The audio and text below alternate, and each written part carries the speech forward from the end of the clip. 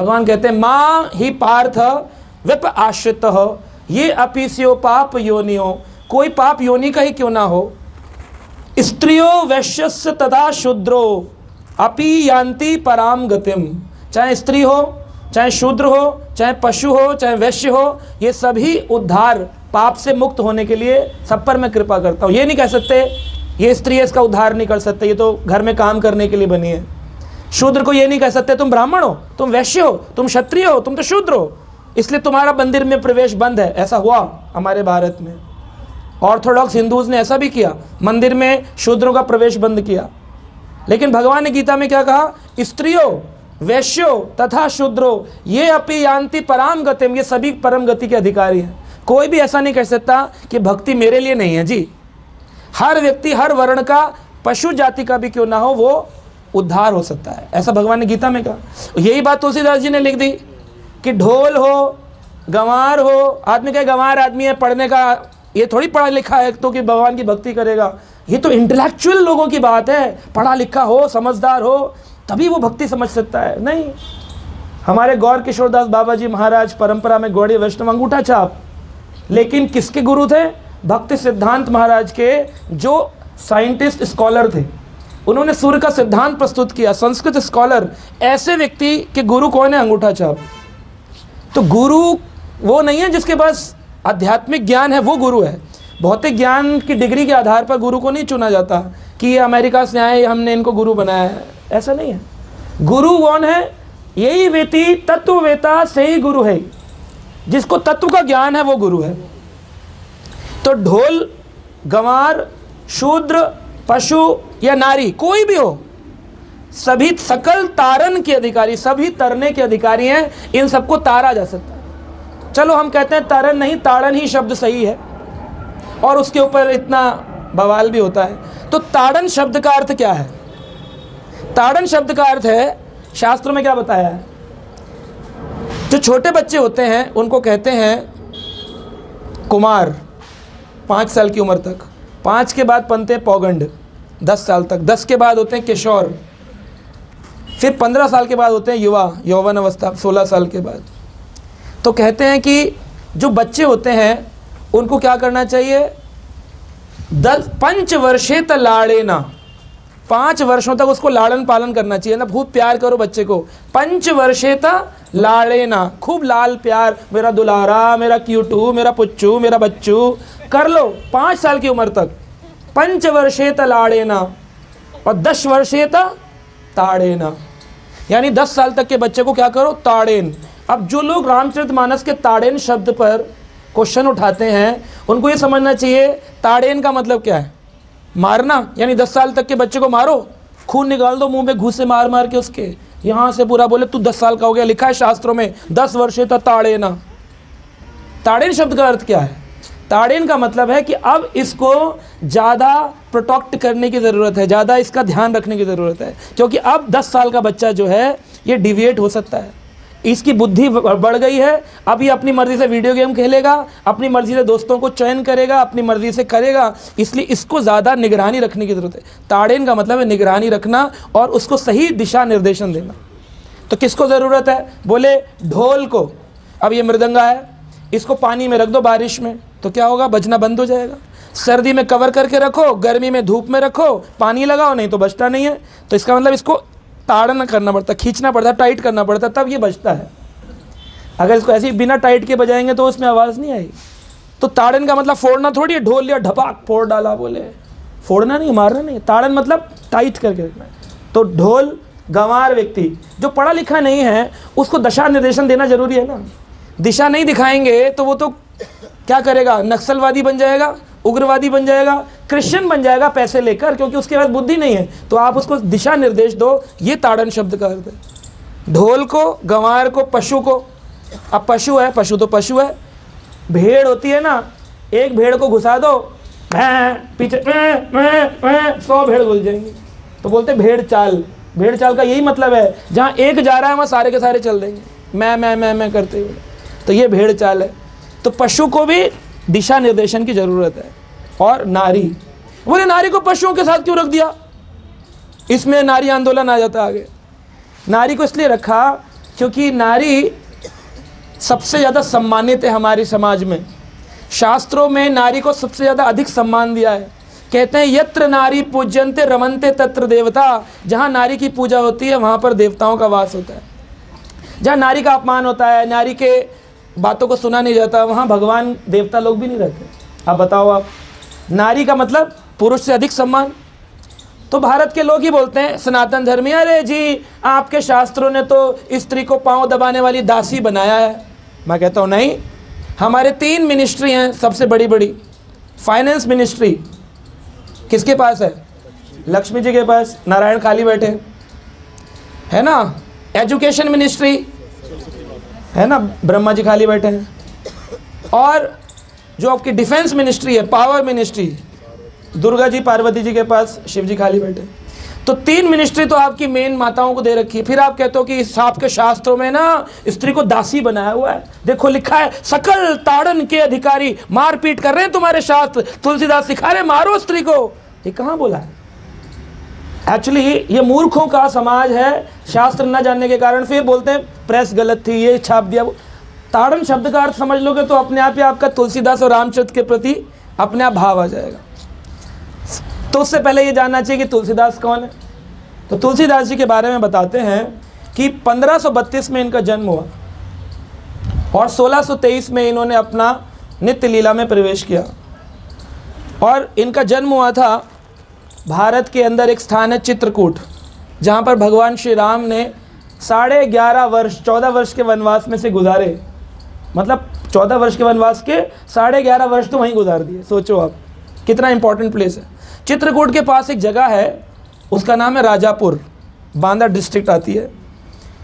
और राजापुर चित्रकूट से 30-40 किलोमीटर की दूरी पर ही है। और वहाँ पर उत्तर प्रदेश में इनका जन्म हुआ 32 महीने के गर्भ के बाद। कितने महीने? नहीं सॉरी 12 महीने। 12 महीने की गर्भ के, 9 महीने 10 महीने होता है, ये 12 महीने की गर्भ के बाद इनका जन्म हुआ। और जब जन्म हुआ तो इनके मुख में 32 दांत थे, जबकि छोटे बच्चे के दांत ही नहीं होते, दांत थे। इनकी जो माँ थी उनका नाम था हुलसी देवी और पिताजी का नाम था आत्माराम दुबे। अब ये जो सोच में पड़ गए कि जब इनकी कुंडली देखी गई, जैसे हमारे यहाँ ज्योतिषों को कुंडली दिखाते हैं बच्चे के जन्म में, बोलेंगे कुंडली में लिखा है कि जन्म होते ही अपनी माँ को खा जाएगा। और यही हुआ, जन्म होते ही उनकी माँ का देहांत हो गया। लेकिन इन्होंने अपने जीवन काल में माँ को तो खो दिया, तो पिताजी बोले बड़ा अनिष्ट करा इसने, माँ ही चली गई जिसके जन्म होते ही, कितना अशुभ है। तो उन्होंने उनको वहाँ से निकाल दिया। तो इनकी एक दासी हुआ करती थी घर में, जिसका नाम था चुनिया दासी। तो उसको 5 साल के उम्र, मतलब पैदा होते दे दिया था, और 5 साल की उम्र तक चुनिया के पास पाल पोस कर बड़ा किया। रहते उधर ही थे राजापुर में, पर महल में नहीं रहते थे। पिताजी जो दुबे जी थे उन्होंने निकाल दिया था अपने घर से। जब पहला अक्षर इन्होंने बोला, जैसे बच्चा बोलता है मम्मा पप्पा, तो तुलसीदास ने क्या बोला था? राम। पहला अक्षर क्या बोला था? तो जोर से तो बोल दो आप लोग, जय श्री राम। आज मंगलवार है ना, मैंने सोचा बोलना चाहिए। तो राम, तो इनका नाम पड़ा राम। बोले इसने क्या बोला? पहला नंबर राम, सबसे पहले नंबर, सबसे पहली बार राम बोला। जब राम बोला तो बड़े उनके मन में राम जी के प्रति भाव जागृत हुआ। एक जगह राम जी की कोई दुकान पर मूर्ति बेच रहा था, तो ये मूर्ति लेकर के भागे। पैसा तो था नहीं, दासी पाल पोस रही थी। जब भागे तो गाँव के लोग पूछे, अरे चोर, ऐसा अशुभ है, इसकी पैदा होती माँ मर गई, अब देखो चोर बन गया। यही होता है संस्कार विहीन व्यक्ति। उठा कर के उनको मारने की कोशिश करी, तो वहाँ पर एक साधु पुरुष थे, नरहरि जी वहाँ आ गए। और नरहरि जी ने कहा, अरे मारो मत, बच्चा है, क्या मांग रहा है? राम की मूर्ति तो चाहता है, लो मुझसे पैसे ले लो, छोड़ दो। खैर नरहरि जी आपको खा जाएगा एक दिन, मत करो इसकी सहायता। लेकिन साधु होते क्या कहते हैं, तो मारो पीटो कुछ करो, हम तो तुम्हें अपना ही मानते हैं। ले गए नरहरि जी अपने साथ, लेकर के गए। तो बोले क्या सेवा दूँ तुमको? बोला आप जो बोलेंगे गुरु जी। कहा तूने मुझे गुरु जी कहा है, मैं तुझे तुलसी की सेवा देता हूँ, तुलसी की सेवा करता। तो वहाँ पर जो अनेक बच्चे पढ़ने आते थे गुरुकुल में नरहरि जी के, उन्होंने पूछा तुम्हारा नाम क्या है? कहा नाम तो मेरा पता नहीं, लेकिन मेरी माँ तो पैदा होती मर गई, मेरी जो दूसरी माँ थी उसने नाम दिया राम बोला। कह रहा वैसे तुम्हारा स्कूल में क्या नाम क्या है? कह रहा स्कूल तो मैं पढ़ने कभी गया ही नहीं।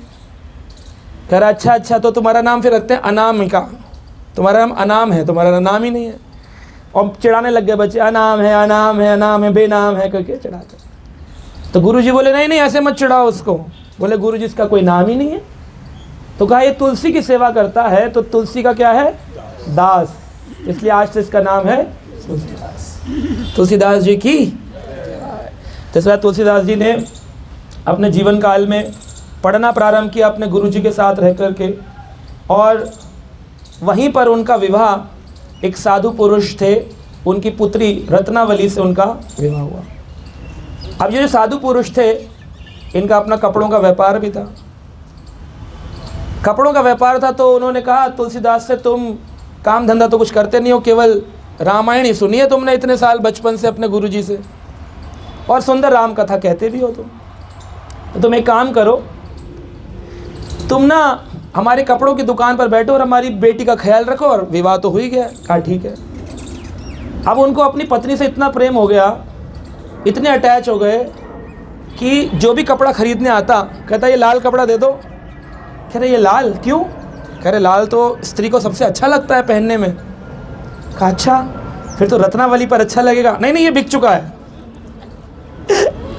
बोले ये काला दे दो। बोले क्यों? बोले ये मैं अपनी बहन को दूंगा, बहुत सुंदर लगता है स्त्री पे। कह अच्छा काला सुंदर लगता है?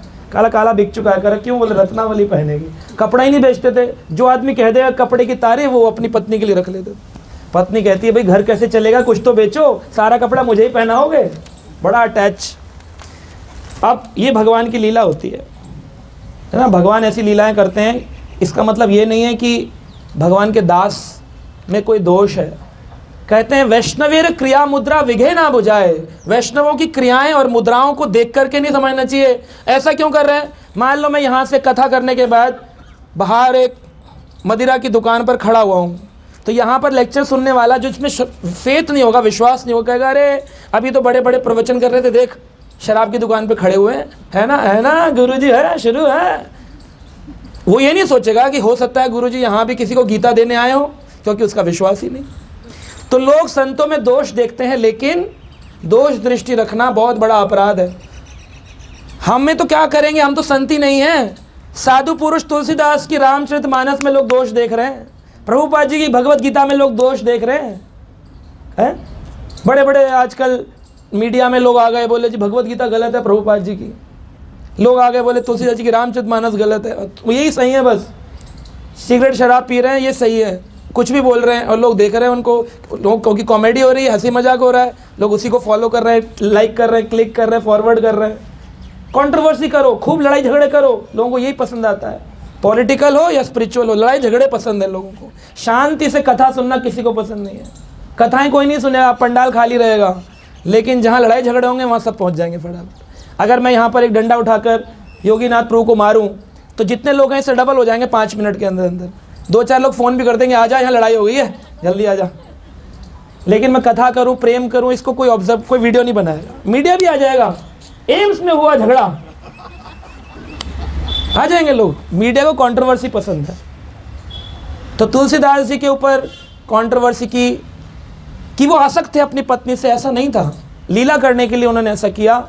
एक दिन उनकी पत्नी को उनका भाई अपने घर रक्षाबंधन के कार्यक्रम के लिए ले गया, एक दिन के लिए। तो उनसे रहा ही नहीं जा रहा, बोले एक दिन कैसे कटेगा कैसे कटेगा कैसे कटेगा, सोचते रहे। तो रात्रि में बहुत तेज़ बारिश हो रही थी, आप सब जानते हैं। वो रात्रि में बारिश के अंदर ही अपनी पत्नी से मिलने के लिए उनके गांव की ओर गए। नदी में बाढ़ आई थी तो तैर करके पार करने की कोशिश की, तो बहुत पानी था। तो उन्होंने एक मृत शरीर, डेड बॉडी जैसे पानी में बहा देते हैं जल समाधि में, उस मृत्यु के शरीर को पकड़ करके, जबकि डेड बॉडी को हाथ लगाने से अपवित्र हो जाते हैं, नहाते हैं लोग आकर के, गंगा स्नान करते हैं, ये मृत शरीर को लेकर पार। अब पत्नी के घर पहुंच के आवाज़ लगा, रत्नावली, ओ रत्नावली। अब रत्नावली अब सो रही है अपने रात में, कह रहे कैसे चढ़ूं। तो देखा एक रस्सी टंग रही है, रस्सी को पकड़कर आ गए उसके कमरे में। बोली आप कैसे आ गए? बोले रत्नावली बस तुम्हारा विरह सहा नहीं जा रहा था, एक दिन भी अब तुम्हारे बिना रहा नहीं जाता। रत्नावली ने कहा, अस्ति चर्ममया देहा, अस्थि चर्ममय देहा तासो ऐसी प्रीत। ये मेरा अस्थि से यानी हड्डी से, चर्म चमड़े से, स्किन से, अस्थि चर्ममया देहा तासो ऐसी प्रीत, इससे इतनी प्रीति है तुमको। ने कहु जो होती राम से तो कहाँ है भवभीत। ये जो भव सागर है फिर इसका भय समाप्त हो जाता अगर इतना आप राम से प्रेम कर लेते। तो कहते हैं जीवन में भक्ति तब आती है जब या तो किसी की लात पड़ती है या तो किसी की बात पड़ती है। तो तुलसीदास जी को बात लग गई अपनी पत्नी की, इतनी अंदर पेनिट्रेट हो गई, इतने अंदर गहरे उतर गई। बोले आप जीवन में केवल राम को ढूंढना, आप कोई काम नहीं, और उससे भी कोई काम नहीं जो हमारे राम का नहीं उसको हमारे काम का, उसको भी छोड़ दिया। ना पत्नी के काम, ना परिवार, ना कुछ, बोले बस अब तो राम। तो यानी कि अगर देखा जाए एक प्रकार से तो उनकी जो पत्नी है वो उनकी शिक्षा गुरु बन गई, उसके कारण ही तो उनको राम का बोध हो रहा है। रामायण तो सुनी थी गुरु जी से, लेकिन एक कथा सुन लेना और एक जागृति हो जाना भगवान की, दोनों अलग हैं। मंगलवार को लगातार कार्यक्रम चल रहे हैं यहाँ पर, लेकिन कितने लोगों में कृष्ण और राम की अनुभूति हो गई। लोग माला घिस रहे हैं हरे कृष्णा। कितने लोगों को साक्षात्कार हुआ कि मैं एक आत्मा हूँ। कितने लोगों ने अपने जीवन को परिवर्तन करने के लिए प्लान बनाया, बहुत कम। क्यों? भगवान कहते तेषाम एवं अनुकंपार्थम, जिस पर मेरी कृपा होती है ना उसी के अंदर ज्ञान दीपे न भास्वता, उसके हृदय में ज्ञान का दीपक जलता है। वरना बाकी लोग ऐसे कोरे आते हैं कोरे चले जाते हैं। आया राम गया राम, सुना सब कुछ, सुनो सबकी करो मन की, बस लेक्चर सुन लो। हर मंगलवार को अलग अलग प्रभु जी आते हैं, उनको बोलो आप बहुत बढ़िया है, अजय बहुत बढ़िया सुना है आपने, अच्छा जी वाह, प्रसाद खाया घर अपने, करना कुछ नहीं हमने। लेकिन जो बदलना चाहता है वो एक ही भी प्रवचन के एक ही मिनट से भी बदल सकता है। तुलसीदास जी एक ही मिनट के अंदर पेनिट्रेट हुआ।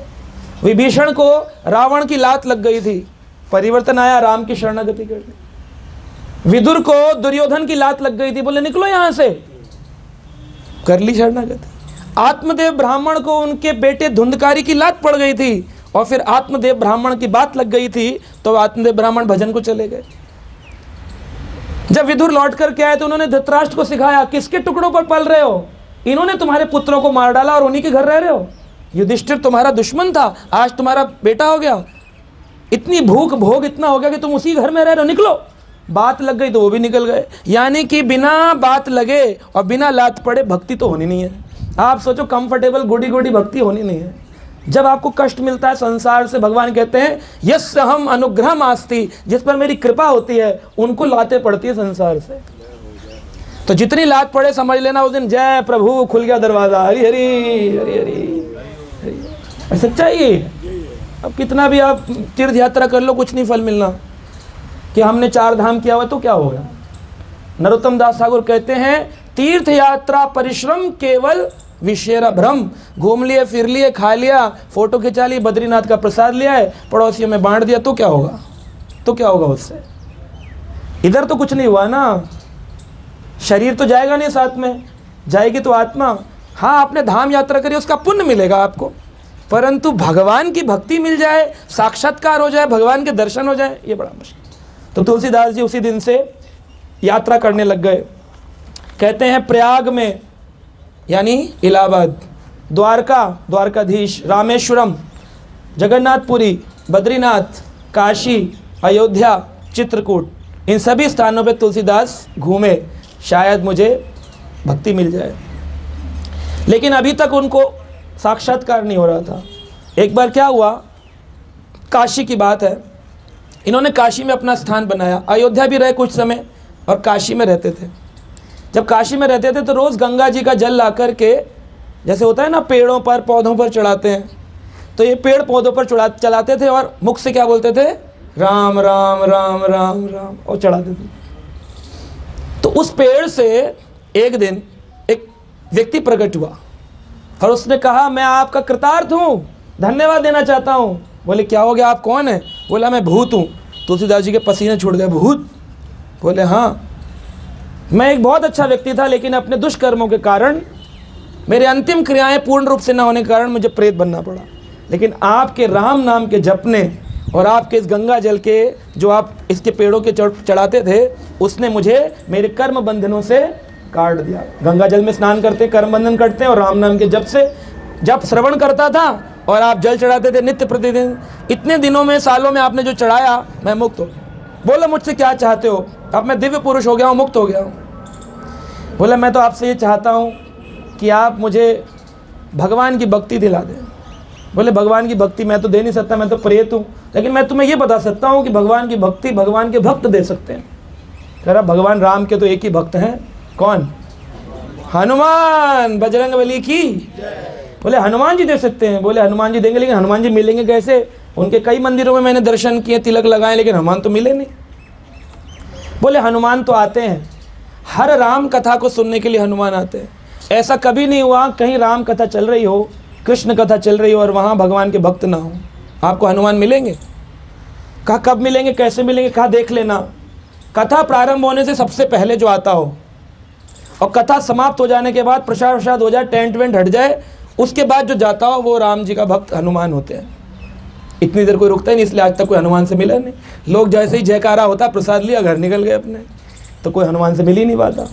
तुलसीदास जी तो अकिंचन भक्त थे, कुछ चिंता ही नहीं थी, बैठ गए। बोले आज मिलकर जाऊंगा। रामायण की कथा चल रही थी, ये बैठे थे, कथा ओवर हो गई, सारे लोग जय जयकारा करके श्री रामचंद्र की जय करके चले गए। एक बूढ़ा ब्राह्मण देखने में एकदम कोड़ी जैसा था, उनके पांव पकड़ लिए। बोले आप बजरंगबली हनुमान हैं, कृपया करके मुझे राम जी से मिला दी। बूढ़ा कह रहा छोड़, मेरे से चलाने जाता तूने ऊपर से पैर और पकड़ लिए। छोड़ छोड़ मुझे छोड़। कह रहे नहीं, आप ही हैं हनुमान, राम भक्त हनुमान, मुझे कृपा करिए।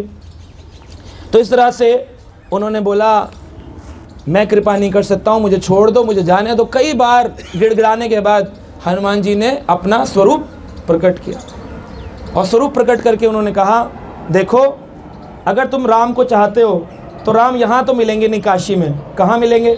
बोले चित्रकूट चले जाओ। आज भी चित्रकूट में भगवान राम नित्य प्रतिदिन लीला, जैसे वृंदावन में कृष्ण को आप अभी भी देख सकते हो।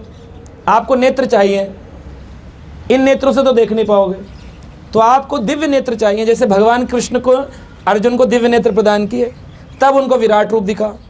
आप वृंदावन जाते हो, बंदर चश्मा उतार लेता है, कहता है इन चश्मे से वृंदावन नहीं दिखेगा।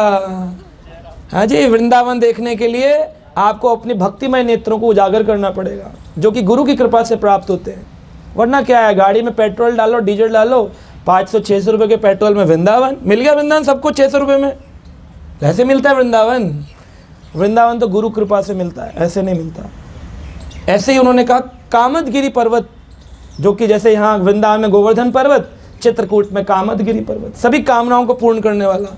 बोले इसकी परिक्रमा आप करो नित्य प्रतिदिन, आपको राम जी के दर्शन होंगे। तो हनुमान जी की बात मानकर काशी से आ गए चित्रकूट। अब चित्रकूट में रह रहे थे, परिक्रमा करते थे। एक दिन बड़े दुखी होकर राम घाट पे बैठे हुए थे, तो हनुमान जी फिर आए। हनुमान जी ने कहा क्या हुआ तुलसीदास, बड़े दुखी दिख रहे हो? कहा प्रभु क्या बताऊं, आपने कहा राम जी के दर्शन हुए, कामदगिरी परिक्रमा लगाते लगाते मेरी कमर टूट गई, लेकिन राम जी के दर्शन नहीं हुए। बोले क्या बात कर रहे हो? बोले कभी दर्शन नहीं हुए? बोले आज ही हुए तुमको दर्शन। बोले क्या बात कर रहे हैं? कहा आज जब तुम परिक्रमा लगा रहे थे तो 2 घोड़ों पर 2 राजकुमार परिक्रमा नहीं लगा रहे थे? कहाँ? 2 घोड़े पे 2 राजकुमार थे। बोले तो तुमने उनको रोका नहीं? बोले नहीं, वो तो युवा थे, 12-12 साल के बच्चे, वो कोई मेरे राम थोड़ी थे। बोले वही राम लक्ष्मण थे, तुमने उनको पीठ से देखा लेकिन सामने से नहीं देखा। कहा अच्छा, तो गड़बड़ हो गई। सामने से देखता उनका दिव्य चेहरा तो शायद मैं दर्शन कर पाता, ये तो मैंने देखा तो लेकिन पीठ से देखा। तो बोले चिंता मत करो, अब की बार उनका दर्शन मैं तुम्हें सामने से कराऊँ। बोले कैसे? बोले अभी कुछ ही समय में क्या होने वाला है, यहाँ पर सोमवती अमावस्या आने वाली है, जो अभी गुजरी है सोमवती अमावस्या, जो सोमवार के दिन अमावस्या आती, बड़ी पुण्य प्राप्ति की अमावस्या होती है। कर उस दिन इस नदी के किनारे, चित्रकूट में जो नदी बहती है, इस नदी के किनारे आपको क्या मिलेंगे? भगवान राम के दर्शन होंगे, क्योंकि राम तो रहते ही हैं यहाँ पर। बोले लेकिन मुझे पता कैसे चलेगा? हनुमान जी बोले मैं इशारा करूँगा, अब तुम्हारे ऊपर है, तुम पहचानो तो पहचानो, नहीं पहचानो तो नहीं पहचानो। भगवान ऐसे तो आएंगे नहीं सुदर्शन चक्र लेकर के, प्रकट होकर के, धनुष लेकर के कि आओ बेटा आशीर्वाद ले लो।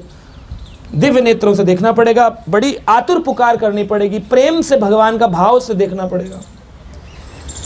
तो सोमवती अमावस्या को पूरी भीड़ लगी थी नदी के किनारे और सभी लोग खूब गोदावरी स्नान आदि स्नान में लगे हुए थे, गंगा स्नान सब स्नान कर रहे थे, गुप्त गोदावरी और सब इसी प्रकार से चित्रकूट के आदि आदि नदियों में स्नान कर रहे थे। कई प्रकार की नदियां बहती हैं।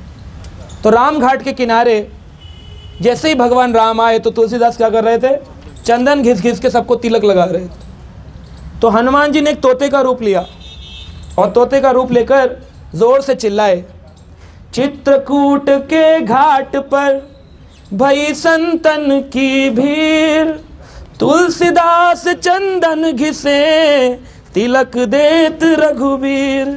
किसको लगा रहे हैं, रघुवीर को लगा। तो तिलक लगाते लगाते जब उन्होंने सुना तो उनके हाथ कांपने लग गए कि मस्तक जो है मेरे सामने किसका है, श्री रामचंद्र जी का है। हाथ कांप, अब सब पता चल जाए ये भगवान आ गए हैं, कैसा हाल हो जाए। जैसे उन्होंने बोला भगवान राम का वो दिव्य स्वरूप प्रकट होने लगा, इनके हाथ कांपने लगे, अष्ट सात्विक विकार प्रकट हुए, आंखों से अश्रुपात बहने लगा और तिलक करते करते कांप रहे, टेढ़े टेढ़े हाथ से लगा रहे तिलक। भगवान राम ने दोनों हाथ पकड़ लिए, कहा अच्छे से लगाओ तिलक, मैं रघुकुल नंदन श्री राम हूं। अब तिलक क्या लगाए तो एकदम समाधिग्रस्त हो गए और तब से वो स्थान तोतामुखी हनुमान मंदिर के नाम से जाने लगा। वृंदा आप चित्रकूट जाएं तो राम घाट के किनारे एक मंदिर गुफा बनी है, तोतामुखी हनुमान मंदिर। वहाँ आज भी तुलसीदास बैठे हैं, रामचंद्र जी को तिलक लगा रहे हैं, मूर्ति बनी है और हनुमान जी तोता मुख, मुख में तोता का ऐसे चोंच बनी हुई है। हनुमान जी ने तोते का रूप लेकर के दर्शन करा। तब इनको जब राम का दर्शन हुआ तो रामचंद्र जी ने कहा, अब तुम एक काम करो, मेरे चरित्र का वर्णन करो। किसने कहा, स्वयं राम ने कहा। जिस रामचरितमानस को उठा के लोग कह रहे हैं गलत है सही है, ये किसके द्वारा कहा गया, राम जी के द्वारा कहा गया। राम जी ने कहा तुम लिखो, मेरा वर्णन करो। कहा ठीक है प्रभु। तो राम जी के बारे में लिखने के लिए उन्होंने कहा मुझे तो भाषा आती नहीं, संस्कृत का ज्ञाता नहीं हूँ। कहा जो तुम्हारी भाषा है उसी में लिखो। तो उन्होंने अवधी भाषा में, लोकल लैंग्वेज में संसारिक के लोगों को समझाने के लिए रामायण के जो वाल्मीकि रामायण है 24,000 श्लोकों की, उसको रामचरितमानस के रूप में परिवर्तित किया। और इस प्रकार उन्होंने विनय पत्रिका और अन्य अन्य चीज़ों को लिखा। और आखिरी में कहते हैं कि वो काशी चले गए थे तो कुछ रामचरितमानस की ओरिजिनल प्रतिलिपियाँ चित्रकूट में रखी हैं। हम अभी दर्शन करके आए थे कुछ समय पहले। और कुछ प्रतिलिपियाँ काशी में लिख रखी हैं, मतलब जैसे 7 भाग हैं, 7 कांड हैं, तो कुछ 4 कांड चित्रकूट में और 3 काशी में। तो उन्होंने अंत में अपने राम राम कह के 80 घाट पर गंगा में उन्होंने अपने इस प्रकार से किया था। रामचरितमानस को चेक करने के लिए कि सही है या गलत, लोगों के कहने से या श्लोकों के तात्पर्य में लड़ने से कुछ नहीं होगा। काशी विश्वनाथ भगवान शिव जो हैं उनके मंदिर में रामचरितमानस कितनी ऑथेंटिक है, इसकी टेस्टिंग के लिए वाराणसी के काशी विश्वनाथ मंदिर में रखा गया। कई प्रकार के रामायण, वाल्मीकि जी की, तुलसीदास जी की, कंबद रामायण और अन्य अन्य रामायण रखी गई। कलयुग के हिसाब से ताला बंद कर दिया गया और सब लोग अपने अपने काम पर चले गए।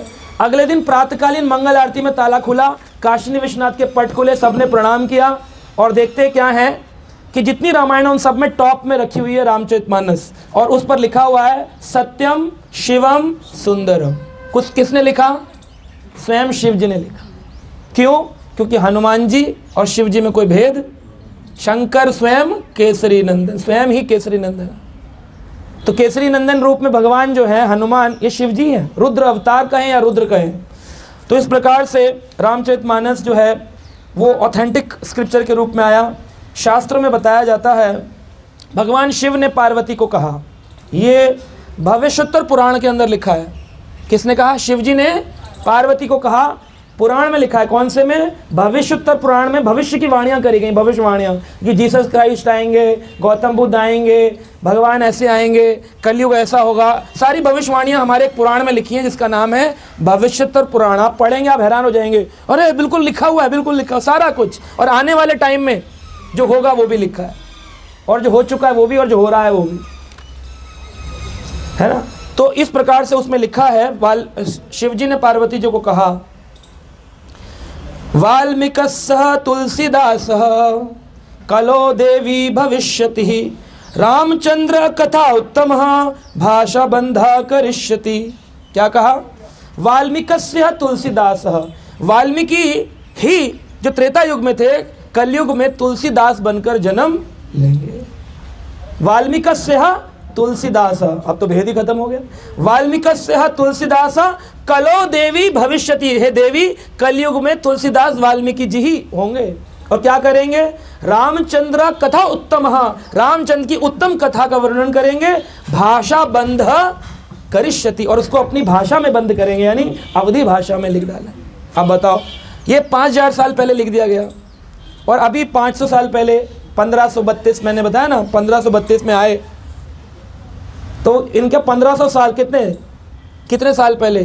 4500 साल पहले पुराण में वेद व्यास लिख चुके हैं, वाल्मीकि जी का अवतार होगा कलयुग में तुलसीदास के लिए, और रामायण जो है उसी का रामचरितमानस रूप में लेकर के आएंगे। अब बताओ, जब रामचरितमानस लिख दिया गया तो जो लोग संस्कृत के स्कॉलर थे उन्होंने सोचा इसकी रामचरितमानस को जला डालते हैं। जैसे आज के दुष्ट पापी राक्षस लोग भक्तों के गीता भागवत को जलाने का भाव रखते, जला दो, इन ग्रंथों को फाड़ दो, क्या करो, लॉ ऑफ अट्रैक्शन, जो सोचो वो पालो। उड़ सकता है कोई लॉ ऑफ अट्रैक्शन से? उड़ो, उड़ सकता है। स्त्री पुरुष बन जाएगी, पुरुष स्त्री बन जाएगी? नहीं बन सकते। तो ये लॉ ऑफ अट्रैक्शन है ना, साइंस की बातें करके सोचते बड़े इंटेलिजेंट हैं, इट्स ऑल बोगस। शास्त्र का प्रमाण था, है और रहेगा। रामचरितमानस रखी थी कुटिया में, जलाने के लिए मशाल लेकर आ गए रात के समय। अब आकर क्या देखते हैं कि रामचरितमानस के बाहर 2 पहरेदार लगे हुए हैं, एक आगे एक पीछे, और दोनों के हाथ में धनुष है। तो जो जलाने आए थे उन्होंने जाकर बताया रामायण कथावाचकों को कि आप कह रहे हैं कि इसकी जो लोकल भाषा की है ना बुक, इसको जला दो, लेकिन वहाँ तो 2 धनुष बाण वाले चौकीदार हैं, हमें मार दिया तो वो खुद देखने आए। जब देखने आए देखकर हैरान रह गए कि आगे से रामचंद्र रक्षा कर रहे थे कुटिया की, और पीछे से लक्ष्मण जी पीछे। रामचरितमानस जब लिखा जा रहा था और उसमें जब सुंदरकांड लिखा गया, तो सुंदरकांड लिखते लिखते तुलसीदास देखते हैं कि भीग क्यों जाता है, मेरी कुटिया में क्या बारिश हो रही है? तो देखा हनुमान जी किनारे खड़े होकर रो रहे थे, उनके आंसू गिर रहे थे, और जितना वो लिखते थे वो भीग जाता था। तो उन्होंने बोला, हनुमान जी आप क्यों रो रहे हैं? मैं तो रामायण लिख रहा हूँ भगवान राम के कहे अनुसार। बोले, भगवान ने कहा था मेरी महिमा का विस्तार करो, ये तुम सुंदरकांड में किसकी कर रहे हो? हैं जी? तुलसीदास बोले, आपकी। तो बोले फिर? बोले, क्षमा कर दीजिए, मैं इसीलिए रो रहा हूँ कि जहाँ भक्त के सामने उसके प्रभु का गुणगान ना होकर भक्त का हो, भक्त को अच्छा नहीं लगता, इसलिए मैं रो रहा हूँ। तो देख करके तुलसीदास जी बोले, अब क्या करूँ, मेरा भी तो आपके प्रति कुछ भाव है। बोले, इसको छोटा करो, छोटा कर दो। इसलिए सुंदरकांड सबसे छोटा हो गया। बोले, छोटा करो, इसको ज़्यादा मत लिखो, लिख दिया उतना खत्म करो, इसको फिनिश। इसलिए सुंदरकांड सबसे छोटा कांड है। और लोगों ने सुंदरकांड उठा लिया, बोले सबसे छोटा कांड पढ़ लो, इससे क्या होगा, अशुभ मंगल शुभ हो जाएगा। आप समझिए इनके तत्व क्या है। औपचारिकता के रूप में कोई भी कार्य कष्ट देता है, जब तक वो आत्मिक स्तर पर नहीं होता मजा नहीं आता। राम नाम उल्टा करो, सीधा करो, मरा करो, राम राम करो, कृपा तो करेगा, लेकिन प्रेम प्रदान नहीं करेगा। प्रेम प्राप्ति के लिए आपको भगवान नाम को प्रेम से ही जपना होता है। भगवान ने गीता में कहा, भजताम प्रीतिपूर्वकम, प्रीतिपूर्वक भजन करो।